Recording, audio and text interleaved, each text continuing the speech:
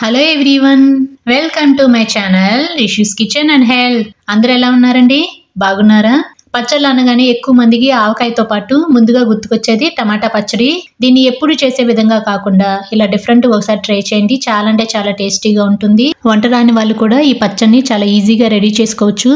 ఇందుకోసం ముందుగా 1/2 kg వరకు టమాటాలు తీసుకొని శుభ్రంగా నీటితో కడిగి పొడి క్లాత్ పెట్టి తుడిచి ఇలా రెడీ చేసుకోవాలి. టమాటాలకి బ్యాక్ సైడ్ ఇలా తొడిమి భాగం ఉంటుంది కదా, ఆ తొడిమి భాగం తొలగిస్తే మనకి కిడ్నీలో రాళ్ళు రాకుండా ఉంటే ఆ తొడిమి భాగాన్ని తొలగించుకొని పొడవుగా ఇలా చిన్న సైజు ముక్కలుగా కట్ చేసుకొని ఒక మందపాటి పాన్ లోకి టమాటా ముక్కలను వేసుకొని స్టవ్ వెలిగించుకొని లో ఫ్లేమ్ లో ఒక 5 నిమిషాల పాటు ఈ టమాటా ముక్కల్ని బాగా ఉడకనివ్వాలి.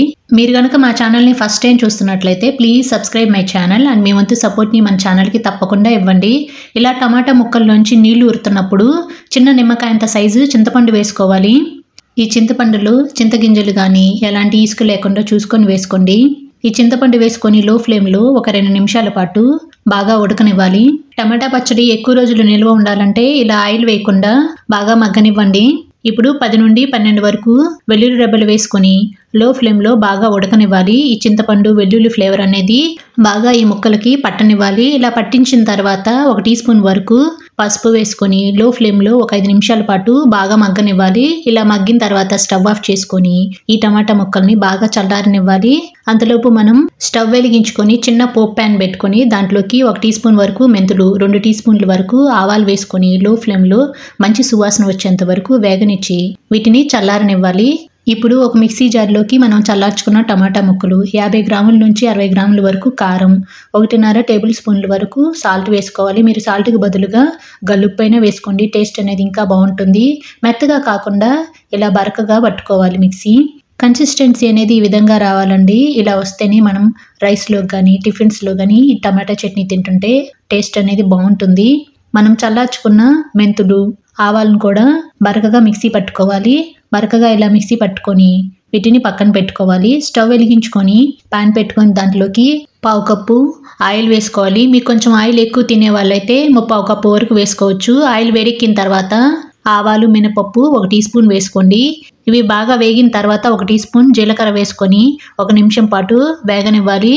ఇప్పుడు 7 వెల్లుల్లి రెబ్బల్ని మధ్యలోకి ఇలా పొడవుగా కట్ చేసుకొని వేసుకోవాలి. ఈ 2 నిమిషాల పాటు వేగిన తర్వాత మధ్యలోకి తుంచుకున్న 3 ఎండుమిరపకాయలను వేసుకొని పోపుని బాగా వేగనివ్వాలి. పోపు అనేది మాడిపోకుండా చూసుకోవాలి.